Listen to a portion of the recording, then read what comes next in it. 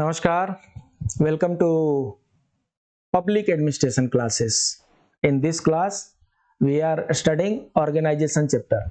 Public administration लोक प्रशासन के सेशन में हम लोग ऑर्गेनाइजेशन चैप्टर पढ़ रहे हैं और ऑर्गेनाइजेशन चैप्टर में विभिन्न सब हेड्स को लेकर पढ़ रहे हैं। अभी का जो चैप्टर है वो है अथॉरिटी एंड रिस्पॉन्सिबिलिटी। किसी भी ऑर्गेनाइजेशन को रन करने के लिए अथॉरिटी और रिस्पॉन्सिबिलिटी की जरूरत होती है। Without authority who is going to listen you, and without responsibility you will become monster. So there has to be some authority, and that authority should be supported with the responsibility also. The more authority, the more responsibility. The less authority, the less responsibility. Authority और responsibility करीब करीब बराबर होती है. So authority is equal to responsibility. ऐसा management में बताया जाता है। तो अथॉरिटी को हम समझते हैं ये क्या होता है। The legal power given to a commander or other leader to perform her or his duties. Authority का मतलब होता है legal power given to you.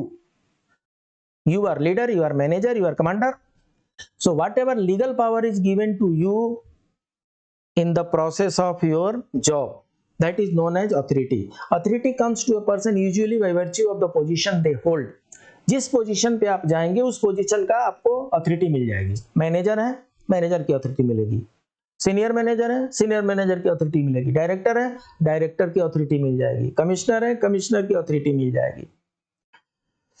Certain positions have certain authorities. Responsibility क्या है? An expectation from a person higher up in the chain of command to get a task accomplished.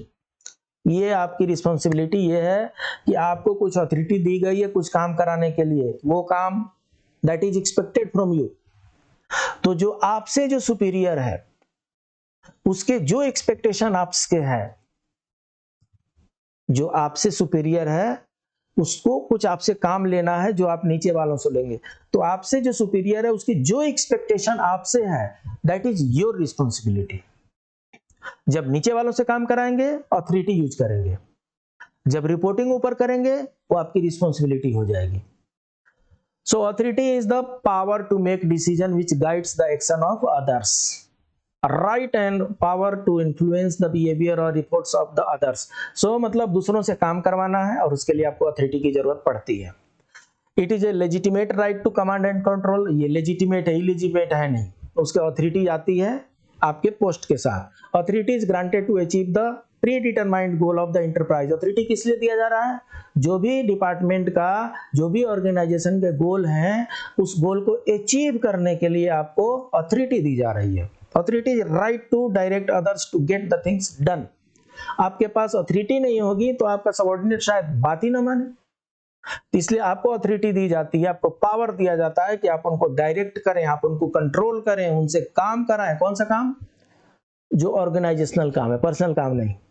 Authority is delegated downwards. So authority का क्या होता है? Top management जो होती है कुछ अपने पावर मिडिल मैनेजमेंट को देती है, मिडिल मैनेजमेंट कुछ अपनी पावर लोअर मैनेजमेंट को देता है, लोअर मैनेजमेंट कुछ अपने पावर सुपरवाइजर को देता है। तो इस तरीके से डेलीगेशन रहता है। अथॉरिटी और रिस्पॉन्सिबिलिटी के बारे में यहाँ पर 3 sources of authority public administration में दिया हुआ है। Law that is constitution, legislative enactment, delegated legislation, judicial reform. मतलब जो अथॉरिटी आती है उसके 3 सोर्स है। वो लॉ के थ्रू आ सकता है, ट्रेडिशन के थ्रू आ सकता है, डेलीगेशन के थ्रू आ सकता है। 3 तरीके हैं आपके पास अथॉरिटी आने की। लॉ है, उस पोस्ट के लिए वो बात बोल देता है कि आप डिप्टी डायरेक्टर हैं और आपका ये अथॉरिटी है, आपके ये पावर है। ट्रेडिशन से आता है, बहुत दिनों से जो काम होते आ रहा है वो ट्रेडिशन बन जाता है। और ट्रेडिशन ये है कि उनका वो आप एक्स्ट्रा पोस्ट आप देखते हैं, उनका एक्स्ट्रा जॉब आप देखते हैं, ये सब ट्रेडिशन में आ जाता है। और डेलीगेशन में क्या होता है? जो सुपीरियर अथॉरिटी होती है, सुपीरियर अथॉरिटी अपने काम को ठीक से करने के लिए अपने पावर को डेलीगेट कर देती है, अपने काम को टुकड़ा टुकड़ा करके और लोगों को दे देती है। अपने पास उसके पावर रहेंगे लेकिन वो अपना अधिकार जो है अपने सबऑर्डिनेट को दे देते हैं काम करने के लिए। तो ये 3 तरीके हैं अथॉरिटी जहां से आती है।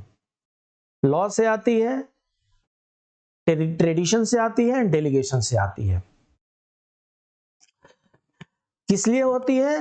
To decide the object and responsibility purpose of the activity.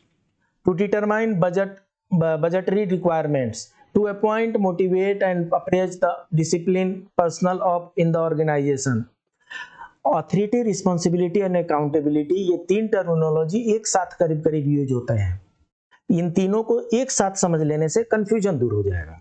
Authority क्या है? The right to give orders और वैलिड इंस्ट्रक्शन। आपके पास अगर अधिकार है किसी को ऑर्डर देने के लिए, वो ऑथोरिटी है। This is obligation to achieve certain objective. Responsibility क्या है? हमने बताया था, जब आपके जो सुपीरियर हैं उनसे, उनकी आपसे क्या एक्सपेक्टेशन है, उस एक्सपेक्टेशन को मीट करना आपकी रिस्पॉन्सिबिलिटी है। अकाउंटेबिलिटी क्या है? This is the obligation to report to higher authority for the discharge of those responsibility. तो जो जिस चीज के लिए आप रिस्पॉन्सिबल हैं उस चीज के लिए आप अकाउंटेबल भी हैं। सही होगा तो आप, गलत होगा तो आप। उसके बाद से power, the ability of individual or group to influence the beliefs or actions of the other person or groups and is more complicated than authority. authority से थोड़ा सा हट के पावर होता है, मिलता जुलता है, बट जब भी हम फॉर्मल ऑर्गेनाइजेशन में यूज करेंगे हम ऑथोरिटी यूज करेंगे, जब हम इनफॉर्मल में यूज करेंगे तो पावर यूज करेंगे। सो फॉर्मल में हम पावर शब्द को अवॉइड करेंगे, हम ऑथोरिटी ही यूज करेंगे। साहब के पास ऑथोरिटी है, पावर नहीं बोलेंगे। तो इस तरीके से ऑथोरिटी और रिस्पॉन्सिबिलिटी के कुछ यहाँ पर डिफरेंशिएशन किए गए हैं। मीनिंग के अनुसार ये पावर ऑफ द राइट है, इनके पास ये रिस्पॉन्सिबिलिटी जो ऑब्लिगेशन है। सोर्स ऑफ ओरिजिन हमने पहले ही बता दिया कि इसमें उनके पोजीशन से आ जाते हैं, और यहाँ पर क्या होता है, रिलेशनशिप से आ जाते हैं। डायरेक्शन ऑफ फ्लो जो होता है वो ऑथोरिटी जो है डाउनवर्ड जाती है, और रिस्पॉन्सिबिलिटी जो है अपवर्ड जाती है। पर्पस क्या है? To make decision and get the decision executed.